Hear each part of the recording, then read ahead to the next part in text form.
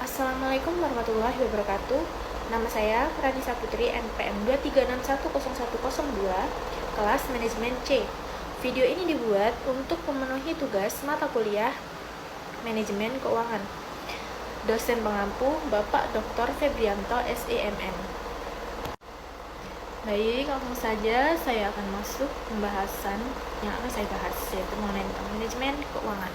Besi manajemen keuangan itu ya, kita langsung masuk saja ke pengertiannya ya. Yang pertama ada, manajemen keuangan adalah seni dan ilmu dalam mengelola dana, baik untuk individu, bisnis, ataupun organisasi. Proses ini melibatkan berbagai kegiatan yang sangat penting, seperti perencanaan, pengalokasian dana, pengendalian, dan evaluasi keuangan untuk mencapai tujuan finansial secara efektif dan efisien. Dalam praktiknya, ini bukan sekedar menjaga agar angka-angka di buku besar tetap seimbang, tetapi juga tentang memaksimalkan setiap sen yang diperoleh, investasi atau dibelanjakan. Nah, ini saya sambil ini ya guys, sambil baca ya. Soalnya kalau dari di luar kemampuan kepala mungkin jeletotan lah. Nah, makanya ini saya sambil baca ya kan. Nah, jadi ini ya guys, aku kasih tunjukkan ya. Kalau misalkan aku tuh baca gitu kan, kalau di luar kepala ya sangat tidak memungkinkan. Mungkin bahasa aku akan jeletotan gitu ya. Intinya kan belajar gitu ya. Jadi baca, nanti juga diresapin, akhirnya nanti ya ujungnya juga tahu apa itu manajemen keuangan ya, tapi mohon maaf ini tuh kan sudah baca, nggak apa-apa lah.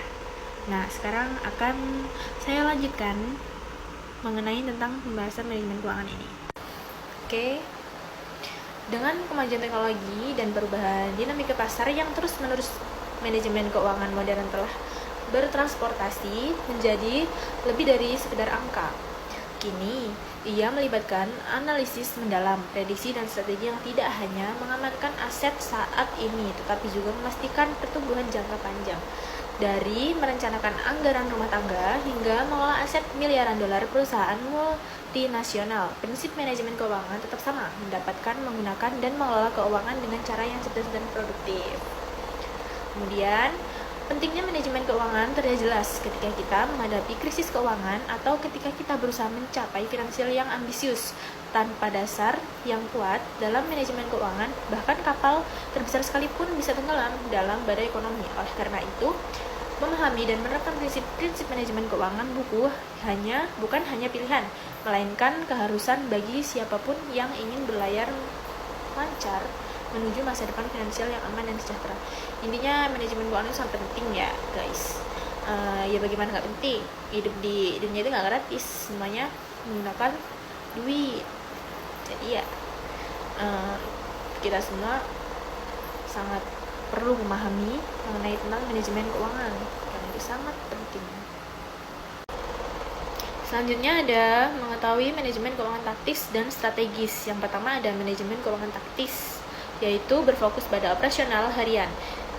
Ini tentang mengenai angka-angka yang nyata dan segera, seperti memastikan pembayaran dan pengelolaan arus kas sehari-hari berjalan lancar.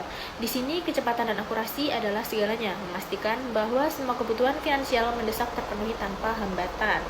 Terus yang kedua, manajemen keuangan strategis, merencanakan masa depan yang lebih jauh. Pendekatan ini lebih ke arah pengambilan keputusan untuk investasi jangka panjang dan inisiatif pertumbuhan yang akan membawa keuntungan di masa yang akan datang. Nah, di sinilah kita bermain dengan visi dan inovasi, merencanakan jalan keuangan yang akan membawa kita menuju kesuksesan kesuksesan yang berkelanjutan. Jadi dari dua manajemen keuangan taktis dan strategis ini, kita kayak mengatur strategi untuk membawa masa depan kita berkelanjutan tuh mau seperti apa gitu. Keuangannya ya kalau bisa keuangannya ya lebih lancar gitu, nggak akan habis duit sampai tua. Oke, selanjutnya kita memasuki pentingnya manajemen keuangan dalam bisnis. Jadi peran manajemen dalam bisnis itu juga termasuk penting. Nah, mari kita baca. Setelah memahami dua pendekatan utama dalam manajemen keuangan, yaitu taktis dan strategi, mari kita telaah lebih jauh mengapa manajemen keuangan sangat krusial dalam dunia bisnis. Dalam perjalanan panjang sebuah usaha, kemampuan mengelola keuangan tidak hanya membantu dalam bertahan saat badai ekonomi melanda, tapi juga dalam meraih kesuksesan jangka panjang. Kemudian manajemen keuangan dalam bisnis bukan hanya tentang menjaga uang masuk dan keluar dari kasir. Lebih dari itu, ini tentang memaksimalkan setiap rupiah yang diperoleh dengan manajemen yang baik. Perusahaan dapat memastikan bahwa setiap investasi, pengeluaran, dan keputusan finansial didukung oleh data yang solid dan analisis mendalam. Hal ini menciptakan fondasi yang kuat, tidak hanya untuk bertahan hidup, tetapi juga untuk berkembang dalam persaingan yang ketat. Dan lebih lanjut, manajemen keuangan yang efektif memungkinkan bisnis untuk membuat keputusan strategis dengan cepat dan tepat, seperti kapan mengalami peluang investasi atau kapan harus memotong pengeluaran saat krisis ekonomi. Hal ini sangat penting karena dalam dunia bisnis, waktu adalah uang dan keputusan cepat sering kali dapat menentukan selamat tidaknya sebuah usaha. Oleh karena itu, membangun sistem manajemen keuangan yang responsif dan adaptif bukan hanya keuntungan kompetitif, tetapi juga pelindung yang vital terhadap risiko finansial yang tidak terduga. Jadi peran manajemen keuangan ini dalam bisnis sangat penting buat kita ini kan, yang gensi yang nantinya kita bakal berkecimpung di dunia bisnis tuh pasti. Karena sekarang kayak kita menciptakan brand, kita bersaing di dunia bisnis itu lebih cepat mengundang kekayaan, ya nggak sih? Ya, dan bercanda, fokus. Dan selanjutnya kita memasuki pembahasan mengenai fungsi manajemen keuangan. Jadi fungsi manajemen keuangan yang pertama ada pengawasan keuangan, terus yang kedua perencanaan keuangan, ketiga alokasi sumber daya, 4 pengambilan dan analisis keputusan, dan 5 pengendalian risiko, 6 optimasi keuntungan. Masing-masing fungsi tersebut mempunyai peran kerja masing-masing ya. Dan selanjutnya ada prinsip manajemen keuangan. Apa sih prinsip manajemen keuangan? Prinsip-prinsip manajemen keuangan yang pertama ada konsistensi. Prinsip pertama adalah konsistensi. Dalam dunia manajemen keuangan, konsistensi bukan hanya tentang menerapkan aturan yang sama dari waktu ke waktu, tetapi juga tentang konsistensi dalam mengikuti standar akuntansi dan keuangan yang telah ditetapkan. Ini memastikan bahwa laporan keuangan perusahaan dapat dipercaya dan memudahkan pemangku kepentingan dalam pembuatan keputusan yang berdasarkan data yang akurat dan konsisten. Yang kedua ada akuntabilitas. Akuntabilitas adalah kewajiban moral atau hukum untuk melaporkan dan menjelaskan hasil dari tindakan finansial. Setiap keputusan yang dibuat dalam ruang lingkup keuangan harus dapat dipertanggungjawabkan, tidak hanya untuk menghindari kesalahan atau penyalahgunaan dana, tetapi juga untuk memperkuat integritas dan transparansi perusahaan. Yang ketiga ada transparansi. Transparansi adalah kunci dalam manajemen keuangan yang efektif. Hal ini berarti semua aktivitas keuangan harus jelas, terbuka, dan dapat diakses oleh semua pemangku kepentingan yang relevan. Transparansi ini tidak hanya membantu dalam membangun kepercayaan, tetapi juga memungkinkan pengambilan keputusan yang lebih informasi dan akurat oleh manajemen dan investor. Dan yang keempat ada prudensi. Menerapkan prinsip kehati-hatian dalam manajemen keuangan berarti selalu mengambil pendekatan yang paling aman dalam mengestimasi aset dan kewajiban. Prinsip ini menghindarkan perusahaan dari risiko keuangan yang tidak perlu dengan mempromosikan keputusan yang didasarkan pada analisis risiko yang cermat. Kemudian ada kelangsungan hidup. Prinsip kelangsungan hidup menggarisbawahi pentingnya menjaga perusahaan tetap beroperasi dalam jangka panjang. Ini melibatkan manajemen risiko yang baik, perencanaan keuangan yang proaktif, dan kesiapan untuk beradaptasi dengan perubahan ekonomi atau bisnis yang dapat mempengaruhi stabilitas keuangan. Kemudian ada integritas. Integritas dalam manajemen keuangan berarti bahwa semua laporan dan catatan harus akurat, lengkap, dan jujur. Ini adalah fondasi yang menjamin bahwa keuangan perusahaan dijalankan dengan cara yang etis dan sesuai dengan regulasi yang berlaku.